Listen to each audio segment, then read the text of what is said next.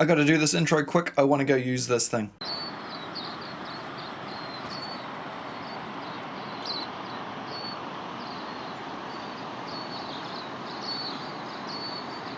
G'day everyone, this is the GA037G from Makita. It is their first 40 volt 7-inch grinder. That's 180mm in this part of the world.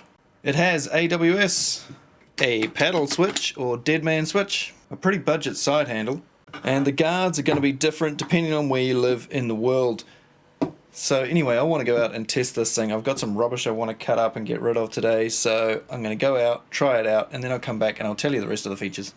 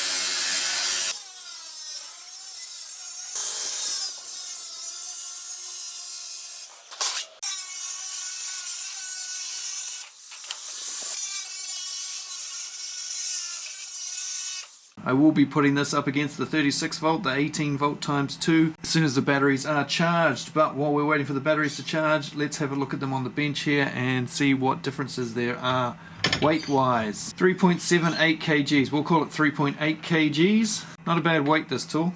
These weights are with the guard, with the side handle, no disc, no battery. Now this one I can already feel is substantially heavier and substantially harder to get on my scales. 4.77 kgs, so we'll call that 4.8. The 40 volt, 988 grams, let's call it a kg, lighter, before you put the batteries on, than the 18x2. That's quite substantial. And when you take into account you can run the 40 volt on just one battery, that weighs only 80 grams more than one of these 18 volt batteries, when of course you have to have two of these always on the other one. This is looking like a much lighter tool. The only way you can save weight on the 18x2 is to run it on, say, two of these compact little batteries here, but you'll probably get about 3 minutes of runtime. So you can run the 40 volt 1.5 kgs lighter than you can the 18 volt. When you couple that together with the fact that it has this butt ugly, annoying, ridiculous design here on the bottom for the batteries, makes it a big cumbersome tool. It's a no-brainer really that this is better before you even test the power. Not that I would expect this to be less powerful than this anyway, but it's, yeah. If you're coming into Makita new and you want grinders, you would be crazy to start with this system. Having said that, it's got the same features. If you're using 18 volt tools and you don't want to upgrade, fair enough. You can get this with AWS. This one does not come with AWS. In New Zealand, this is the 700. The 701 has the AWS. This is the US model, the XAG12. In the States, this will be the GAG0. I'll put a number just here. Now this area here looks identical on the tools. The spindles here are different, but that's because this is the New Zealand model, so it's an M14. This will be the same in Australia, the UK, most of Europe I think. But in the States, you guys have got to be complicated and different and use some weird outdated system. So, it's a much beefier spindle, but it is imperial of course. So it is what is it, 5/8? We'll go with 5/8, eh? Which is about 16 mils, so it's a couple of mil bigger than this one. I notice here that the New Zealand models only got it in millimeters on here, 180 millimeters, whereas this one says 7-inch and then in brackets 180 millimeters as well. These both run at 7800 RPM. To be honest, they're probably just the same motor in here. This is probably the same tool basically up until this point. Then we have a slightly different paddle on here, and of course the battery connection end completely different. When it comes to the removable parts, the guards and the side handles, well, they're different all over the world. Some of it down to regulation, some of it down to cost cutting, and who knows what the other reasons are, marketing, etc. But in New Zealand, the 40 volt will come with just this thin plain guard like this. In the States, you usually get a wider guard, and you'll get one of these enclosed ones. So basically you have a grinding guard and a cutting guard. You can see they did a beautiful job on the weld here. It's an absolute perler. Well done, Makita. You also get different flangey things in New Zealand. They all just tend to come with this. 7-inch, 9-inch grinders from Makita just come with that. In the States, you'll get a backing plate for grinders, and you'll get these bigger flanges for supporting cutting discs. Gives you a bit of extra sort of safety and security if you feel you need it, or if you're trying to do something on a bit of a dodgy angle and you're afraid the disc might shit itself, then those can give you a bit of a helping hand. This is the crappy handle that came with the 40 volt here in New Zealand. Pretty sure this came with the New Zealand 36 volt, so much more substantial handle, far nicer handle. So I don't know what you're going to get where you live. They are interchangeable between the different countries, because even though the spindles are metric and imperial, these seem to be metric on all the tools. And over time, tool companies make changes to tools, they make little tweaks, modifications, so when you get one later on down the track, it might be a little bit different to the ones that are out now. For instance, this saw, which you will have seen me review potentially a couple of weeks ago, has this dust port on it. The original ones released didn't have this. This is a newer feature. This particular tool was made in March 2020, so it's a fairly new one. But I know a lot of you in the States that bought these don't have one with a dust port. Also things like the 10-inch miter saw, the 36 volt, that one didn't come with AWS in the States when it came out, whereas everywhere else in the world it did. Sometimes certain markets get used as guinea pigs, it seems. Now the 7-inch grinders always run a bit quicker than the 9-inch grinders. The new 9-inch, which you'll notice looks exactly the same except it comes with a bigger guard. So apart from the guard, the only obvious difference is the speed, this one running at 6,600 RPM. We'll take a look at why that is and the gearing inside that makes that possible on the 9-inch video. Shouldn't be too far away. But now I think it is time to put these two up against each other. Hopefully those batteries are nearly done. I'm gonna start with cutting rebar. These are just a sort of speed / power test. 12mm and 16mm rebar, and I'll be using these cutting discs. They're 1.6mm thick. I'm going to be doing all of these tests with 5 amp hour batteries, one on the 40 volt and of course 2 on the 18 volt.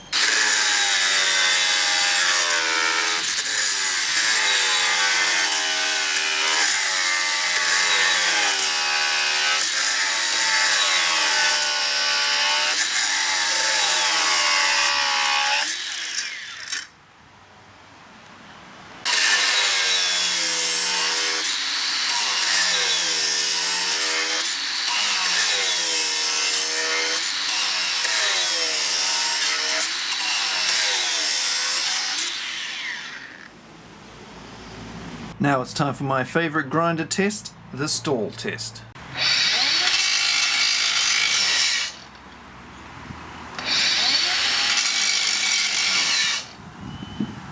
Wow, easy to stall.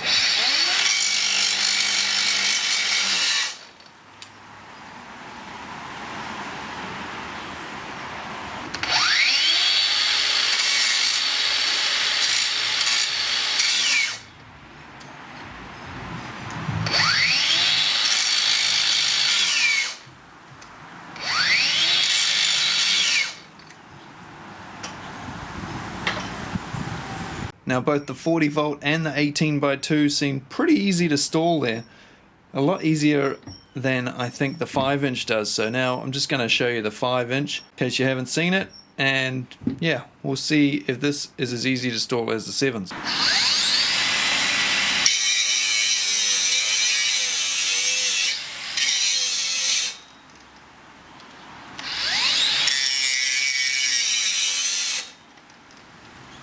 So as you can see, the 5-inch, even though it's running faster, it has more torque, or a bit more something, because it was much harder to stall. And how go the 9-inch?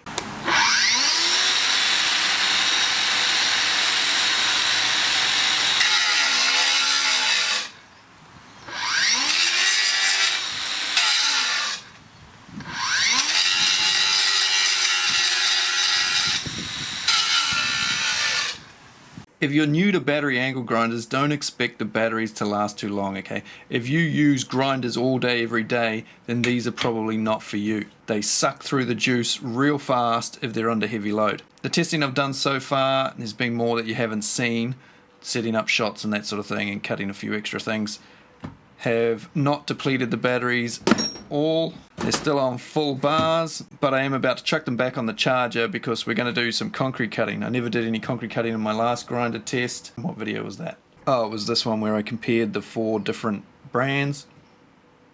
So I'm going to try and use this test as both a power test to see if there's any speed difference in cutting concrete with the 40 volt over the 18x2, and it's also going to be a battery test. I'm going to cut until the batteries run out. Hopefully I've got enough concrete to cut. Got a slab I need to get rid of. So it's a good time to test these for cutting concrete and draining battery life. This is going to get messy.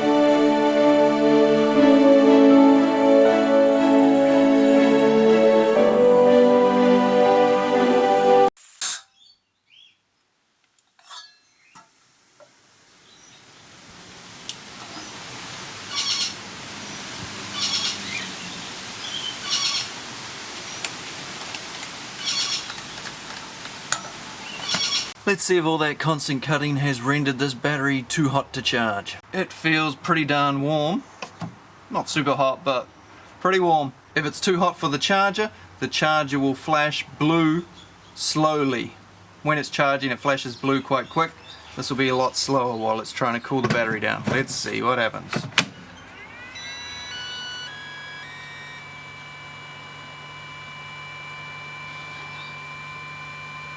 There we go. Too hot. That first little flash, that's the normal flash you would get when it's charging, but now it's too hot, so it's gone into just that slow flash, which means the fan will just run, cool the battery down. Once it's cool, that flashing light will speed up again. So I guess we'll just leave it to it and go and try the 18x2. Better measure all the cuts first so I don't stuff things up.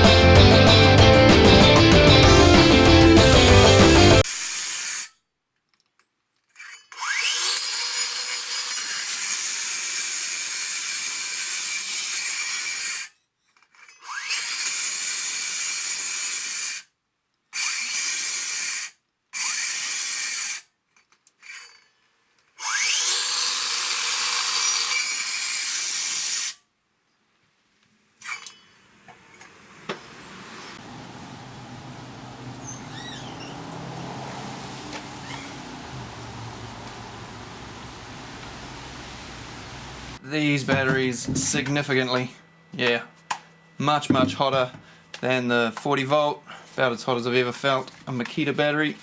So I know these aren't going to charge straight off.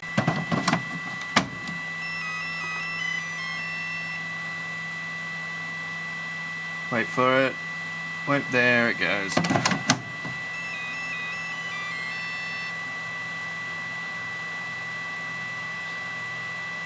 Yep, as I suspected, down here in the bottom corner as well, flashing away. so they're both too hot. I'm surprised this one has charged already. That's pretty good. It's much quicker than these ones are going to do it, I'm sure. These ones will probably cool for at least half an hour before they start charging. Let's go see which one cut the furthest and the fastest. Okay, so I have measured each one. I'll now go look at the footage so we can see just how long each one ran for. That way I can work out the speed at which they were cutting and give you the final numbers.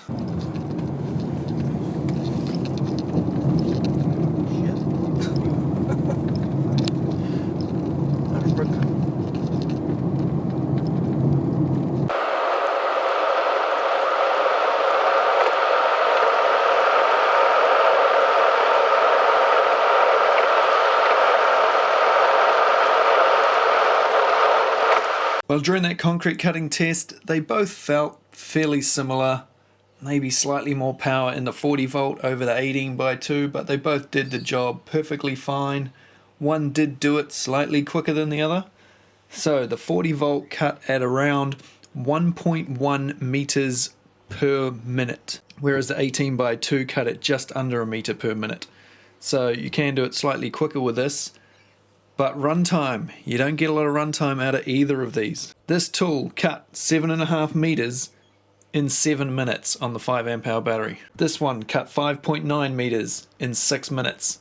6 minutes to deplete the batteries, 7 minutes to deplete the battery. And that's the biggest battery you can get for this. So like I said earlier in the video, if you use grinders all day every day, these are not going to be suited for you. These are for small jobs where you need the power away from power, and therefore you need the battery. If you run this tool with this battery that's on it at the moment, the 2.5 amp hour, under heavy load, you're looking at only 3.5 minutes of runtime. Battery takes around 28 minutes, I think, to charge that one. So you got to have a lot of batteries if you want to be running constantly. But they do have plenty of power. The 18x2, I did manage to stall it a couple of times while doing the concrete cut. This one never stalled at all. This one, yeah, it was 2, maybe 3 times. Earlier on in the video, I said I was going to cut some 12mm and 16mm rebar. Angle grinder videos always seem to get jinxed when I make them. I made this one over on Builds ages ago. I was making it for this channel and everything just kept going wrong with it and just couldn't get decent footage of stuff, and just the batteries, I had all sorts of weird issues, and so I ended up not putting it out on this channel and I put it on my B channel. And it's done okay over there and people seem to like it, but I was not happy with the video, and that's why it never made it onto this channel. It was a comparison between the 5-inch, the 7-inch and the 9-inch in the 18 volt platform. I will hopefully do a 5-inch, 7-inch, 9-inch in the 40 volt platform as well, and maybe I'll do the 6-inch as well. Oh, that's the other thing I've just learnt as well, I forgot to tell you. The numbering for the American model, there is no 7-inch model in America. So yeah, that number I gave you earlier in the video is the 7/9-inch model. You guys only get the 1. So presumably when you want to run a 7-inch grinder, you're running it much slower because it'll be 6,600 RPM, whereas this one's 7,800. So don't ask me why, ask Makita in the States. But you guys do have the 6-inch model as well. The 6-inch I have seen here. I don't know how much Makita are going to push it, but I did see it at field days, so they do have it here. When it comes to grinders, Makita have so many. There's at least 38 different Makita 40 volt grinders. So I had some problems with this angle grinder video as well, and when I said the 12mm and the 16mm, you actually saw 12mm and then some pipe. So the pipe I was just cutting just as a extra thing. I didn't know if it was going to even be put in the video. But then when I came to look at the footage for the 16mm, I realized I hadn't pushed record on one of them. So, and the other one was a bit blurry. And so I was like, bugger it. So I stuck in the pipe shot instead. So if you were hoping to see 16mm rebar get cut, I'm sorry, I can't be bothered going and videoing it again, because I need to get this edited and out. So overall, people like recommendations. Which one do I think you should get? Well, if you're already on the 18 volt system and you just want one of these every now and again, then it makes sense to go with this one, of course. But after using them both again for quite a while now, this one's just so much more comfortable to use because you don't have that on it. This area with the batteries makes this a much more cumbersome tool. It's much heavier. It's just more awkward to use. This one feels so much nicer to use. It has that little bit of extra power. Yeah, this is better. And so it should be. It's a newer tool, better technology, it's much lighter. So if you were starting from scratch, of course, this one, much better. But I wouldn't swap platforms just for the grinders, that's for sure. If you want to see the other tools in the 40 volt range to see whether it is worth you changing, take a look in the description. I must have done at least, well, I must have done 10 of them by now, mustn't I? And up in the top corner up here, yeah, it's got to be well over 10 actually. We'll have the 9-inch grinder coming up soon, as well as more saws and the vacuum blower, all sorts of stuff coming up. So until next time, stay cool till after school. Cheers.